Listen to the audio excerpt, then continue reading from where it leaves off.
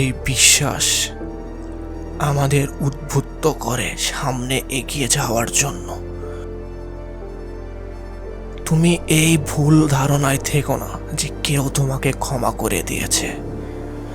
এই 1000 বছরে তুমি যতজন মানুষের জীবন নিয়েছ, তাদের সবারই শক্তি আমাদের মধ্যেই রয়েছে।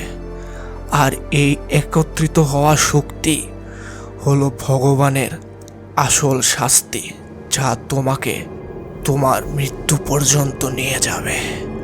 বারবার তুমি সৃষ্টিকর্তাকে উস্কিয়েছ। তোমার কাছে মনে হয়েছে তুমি নিজেই সৃষ্টিকর্তা, কেউ তোমার উপরে নেই।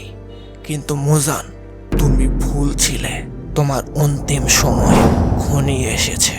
সত্যি বলতে আমিও ভেবেছিলাম যে আমার জীবন দশায় আমি তোমার মৃত্যু কখনোই দেখতে পারবো না, কিন্তু তুমি নিজেই